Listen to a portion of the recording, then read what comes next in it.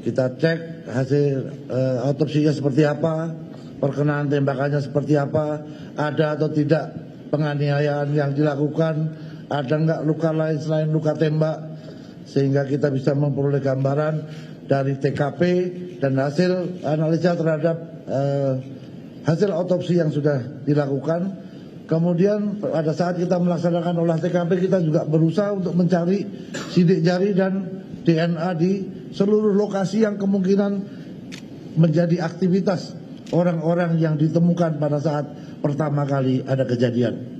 Yaitu ada 5 orang, ada Ibu Putri, ada Pak Sambo, ada Kuat, ada Ricky dan Richard, serta korban Joshua.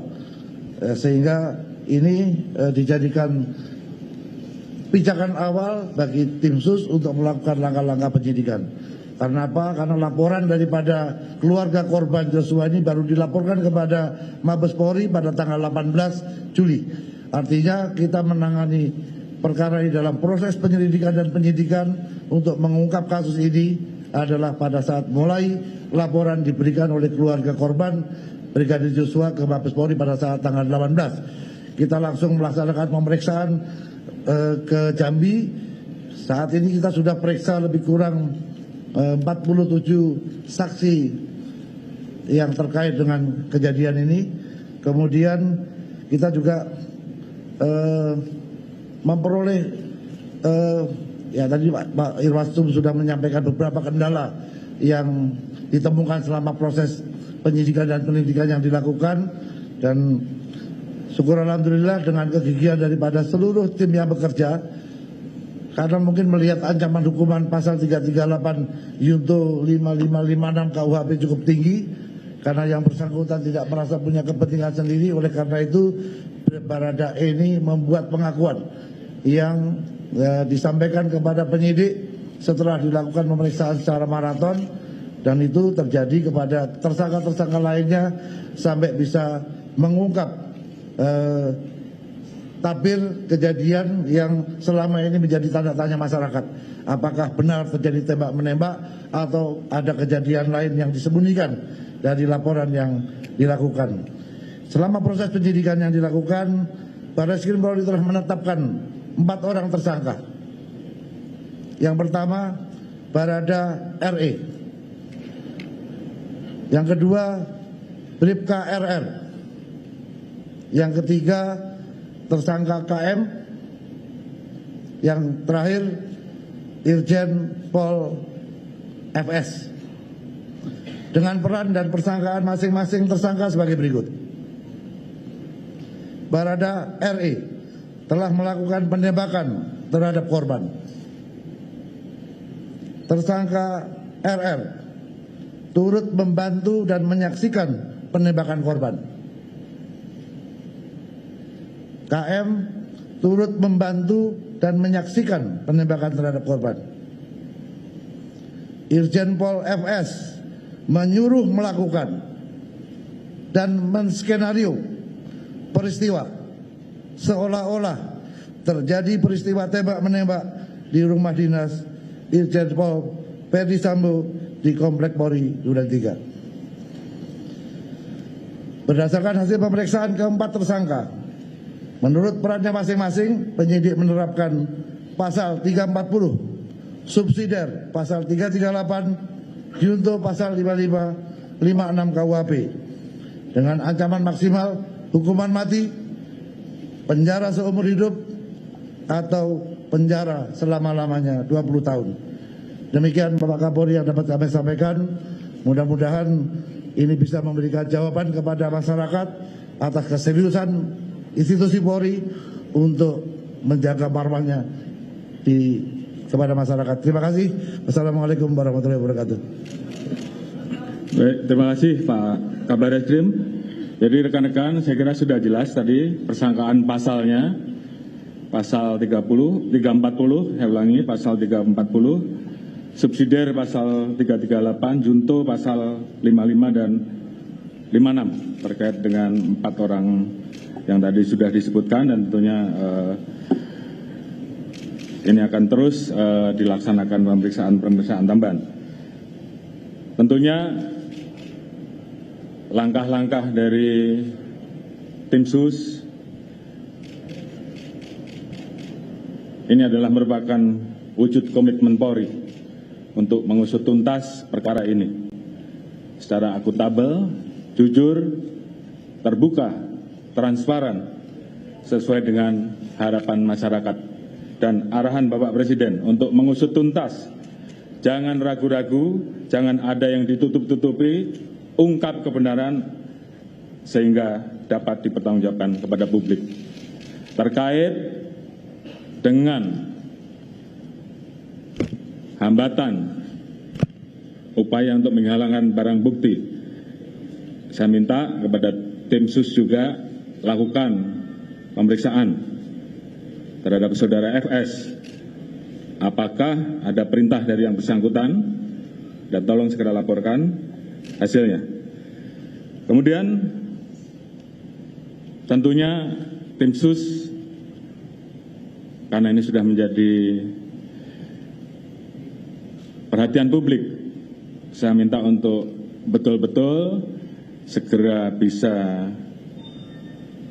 diselesaikan, terus bekerja keras, sehingga betul-betul kita profesional, akuntabel, dan tentunya pendekatan saintifik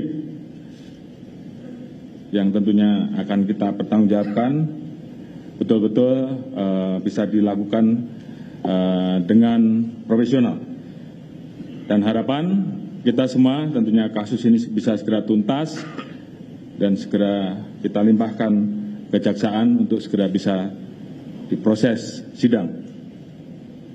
Kemudian terkait dengan temuan-temuan pelanggaran kode etik maupun pelanggaran pidana lain yang ditemukan agar segera dituntaskan dan segera diproses, apakah itu dengan proses pidana atau proses etik untuk segera bisa di sidang etik ataupun segera dituntaskan untuk diproses dan diajukan ke kejaksaan.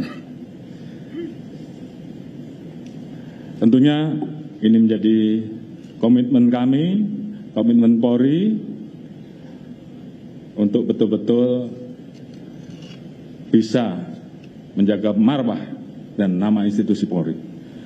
Tentunya terima kasih tadi disampaikan oleh Pak Irwasum, sekali lagi dukungan dari masyarakat, support dari masyarakat dalam memberikan semangat pada kami untuk mengungkap agar fakta ini menjadi terang benderang, dan ini bagi kami merupakan bentuk kecintaan terhadap institusi Polri. Mungkin itu yang bisa saya sampaikan. Terima kasih. Wassalamualaikum warahmatullahi wabarakatuh. Silakan. Pak, salah Ini dulu. satu yang paling menjadi sorotan Pak publik yaitu mengenai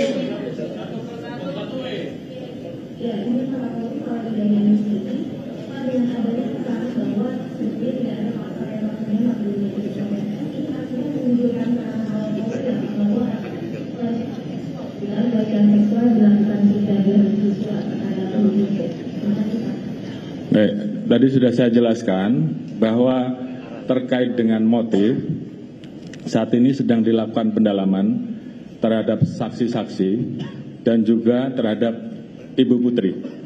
Jadi saat ini belum bisa kita simpulkan, namun yang pasti ini menjadi pemicu utama terjadinya peristiwa pembunuhan. Untuk apa kesimpulannya, tim saat ini terus bekerja, ada beberapa saksi yang saat ini sedang diperiksa dan tentunya nanti akan kita informasikan.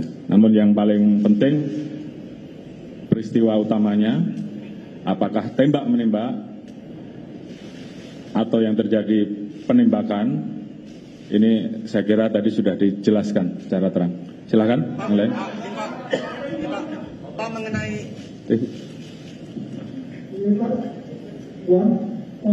pertama itu Pak yang ditanyakan keterlibatan katanya ada penasehat Kapolri yang inisialnya FH itu yang menyusun skenario juga baik itu Pak. Dan yang kedua, akan sudah bisa dipastikan bahwa motifnya tidak ada tentang pelecehan seksual, karena itu kayaknya juga menyentuh kekebalan sosial juga kan. juga mungkin dia rohnya memberikan diri satuan karena juga awal katanya ini pelecehan seksual. Dan yang juga mungkin Pak, kenapa PSK-nya juga menampilkan seperti kasus-kasus lainnya Pak? Terima kasih Pak. Baik, jadi pertanyaan pertama tadi, kami sedang melakukan pendalaman, tim sedang bekerja. Tentunya apabila kita temukan, pasti kita proses. Terkait dengan motif, tadi sudah kita sampaikan bahwa pendalaman masih terus dilakukan, dan ini tentunya membutuhkan keterangan dari ahli-ahli di samping persesuaian saksi-saksi, sehingga tentunya ini menjadi bagian yang juga harus kami tuntaskan. Pak, ini Ya. Pak, Silakan. ya Rama Pak dari Radio Sinta Pak. Mengenai untuk soal etiknya Pak, ada 31 personil yang diduga melakukan pelanggaran etik dan ini jumlahnya cukup besar. Yang diketahui apa sebenarnya motivasi dari mereka, rata-rata mereka, apakah mereka sadar bahwa apa yang mereka lakukan ini mempengaruhi, bisa mengganggu jalannya penyelidikan. Terima kasih Pak Kapolri.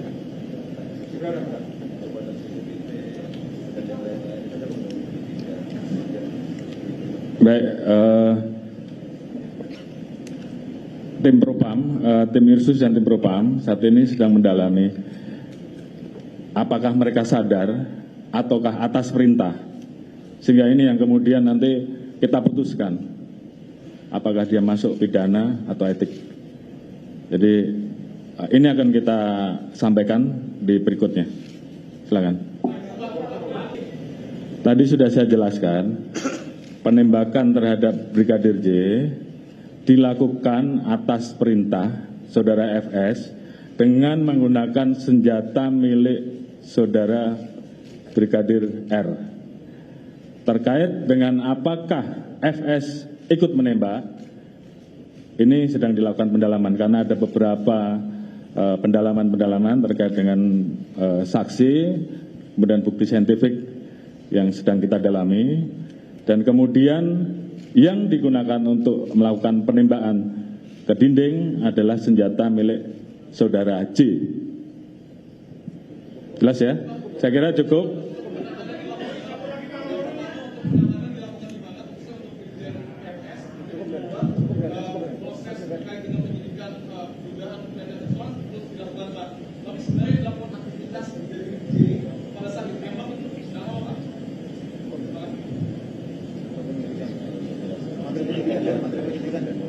Baik, saya kira ini sifatnya sangat teknis dan menjadi materi bagian oleh penyidikan yang nanti akan dipertanggungjawabkan ke pengadilan ya. Jadi supaya semuanya nanti terang benderang pada saat proses di persidangan. Namun paling tidak secara garis besar apa yang menjadi pertanyaan publik selama ini tentunya sudah kita jawab. Terkait dengan posisi Irjen FS saat ini dipatsuskan di Rutan Brimob, tentunya setelah penetapan tersangka akan ditahan dan nanti akan diputuskan oleh tim apakah ditahan di Rutan Brimob atau tempat yang lain. Nanti akan diputuskan setelah pemeriksaan beliau sebagai pemeriksaan FS sebagai tersangka.